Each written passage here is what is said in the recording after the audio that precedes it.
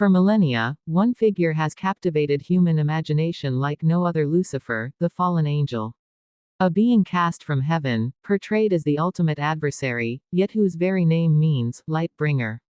Today, we embark on a journey through ancient texts, theological debates, and cultural representations to unravel one of humanity's most enduring mysteries: who or what is Lucifer, and why would an all-powerful God permit such an entity to exist?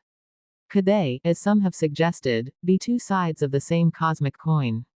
The enigmatic figure between light and shadow, an investigative journey into the heart of one of humanity's oldest spiritual questions. To understand Lucifer, we must first separate religious tradition from textual evidence. Contrary to popular belief, the fully formed concept of Lucifer as we know him today doesn't appear in early religious texts. The name, Lucifer, comes from Latin, meaning light bringer, or morning star, a reference to Venus, the brightest object in the morning sky. This Latin term was used in Jerome's Vulgate translation of the Bible in the 4th century CE to translate the Hebrew phrase, Hallel ben Shachar, in Isaiah 14:12, which can be translated as Shining One, Son of the Dawn.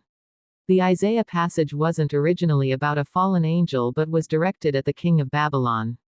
How you have fallen from heaven, O morning star, son of the dawn! You have been cast down to the earth, you who once laid low the nations. Isaiah 14:12. Isaiah 14 is clearly addressing a human king, using cosmic imagery to describe his downfall. The text employs a common ancient literary device comparing prideful rulers to celestial bodies that rise high only to be cast down. It's political poetry, not supernatural biography.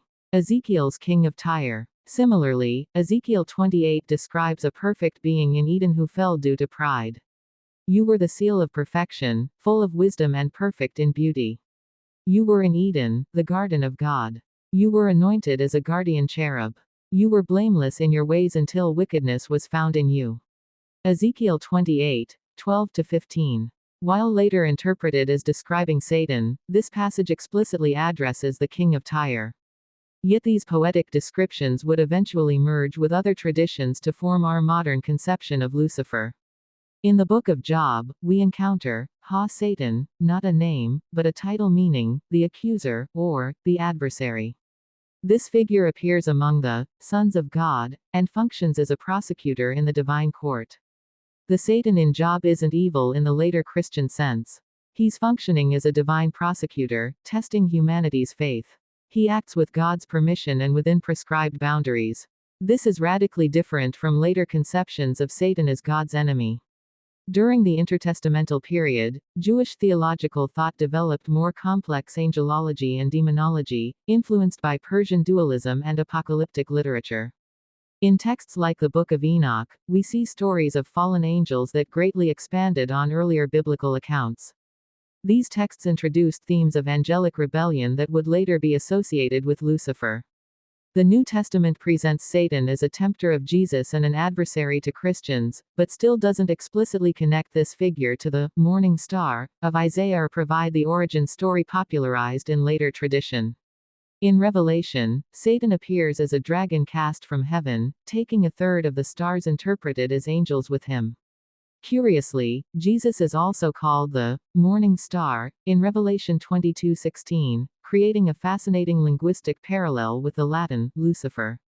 This linguistic overlap between epithets for Christ and what became Satan's name highlights the complexity of these symbols. Both are associated with light and the morning star, suggesting opposing claims to the same cosmic role. Early church fathers like Origen, Tertullian, and Augustine gradually developed a more cohesive narrative about Satan's fall, often drawing on disparate biblical passages. By the medieval period, these interpretations crystallized in works like Dante's Inferno and Milton's Paradise Lost, which powerfully shaped our modern conception of Lucifer as a proud angel who rebelled against God. Milton's portrayal of Lucifer's famous declaration, "Better to reign in hell than serve in heaven," captures this figure's defiant pride.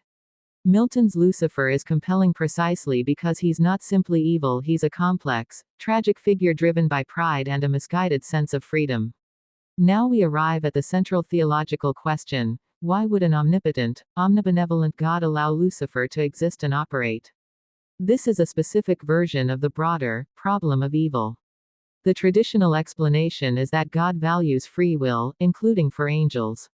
Lucifer chose to rebel, and God respects that choice even while opposing its consequences.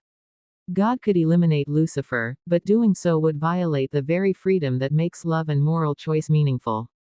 Some theological traditions suggest God permits Lucifer's opposition as part of a greater cosmic narrative that ultimately leads to greater good. In this view, evil isn't the final word. The story of creation includes conflict, but ends with redemption. Lucifer's opposition becomes the backdrop against which God's love and humanity's moral choices gain significance. Carl Jung suggested that the divine needs its shadow. Just as humans have unconscious shadow aspects, perhaps the cosmos requires polarities. In this psychological reading, Lucifer represents the shadow of the divine, not separate from God, but a disowned aspect of divinity itself. Unlike Western dualism, some Eastern traditions see cosmic forces as complementary rather than oppositional. Light needs darkness, order needs chaos. Similarly, some Gnostic texts portrayed the conventional God as a limited demiurge, while the serpent figure brought liberating knowledge. Now to the most provocative. Could God and Lucifer be the same entity, or aspects of the same divine reality? Strict monotheism would suggest that nothing exists outside of God. In some mystical traditions, even evil must ultimately have its source in the divine, though transformed or distorted. However, most traditional monotheists would reject this as undermining God's goodness. Across world mythology, we see divine figures who contain opposites. The Hindu deity Shiva is both creator and destroyer. In some indigenous traditions, the trickster deity both helps and hinders humanity. These suggest a human recognition that creation contains both constructive and destructive forces. From a secular perspective, both God and Lucifer are human projections, embodying our hopes and fears. They represent opposing aspects of human nature and experience our capacity for both altruism and cruelty, creation and destruction. The question of Lucifer's relationship to God resists simple answers. Religious traditions consistently distinguish between them while acknowledging God's ultimate sovereignty over all that exists, creating an enduring tension. Today, Lucifer appears in countless books, films, TV shows and music, often as a sympathetic or misunderstood figure rather than the embodiment of evil. Modern portrayals often present Lucifer as a champion of human freedom and knowledge against divine tyranny.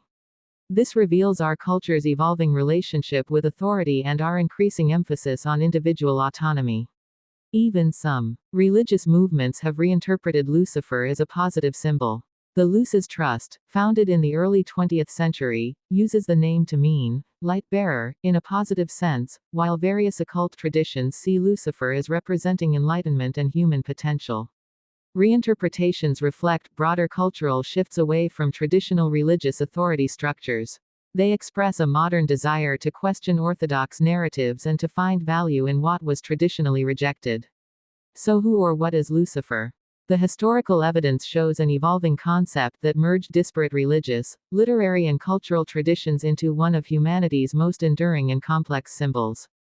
Rather than a literal being with a clear origin story, Lucifer emerges as a powerful symbol addressing fundamental human questions: the nature of freedom, the problem of suffering, our relationship with authority, and the cosmic meaning of good and evil.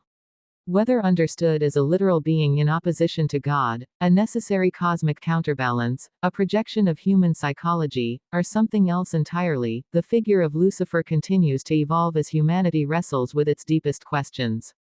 Perhaps the enduring power of this figure lies precisely in this ambiguity, in representing the shadow that gives definition to light, the question that drives us toward deeper understanding, and the tension between freedom and obedience that defines the human experience itself. The enigmatic figure between light and shadow. Thank you for joining this investigation into one of humanity's most enduring spiritual mysteries.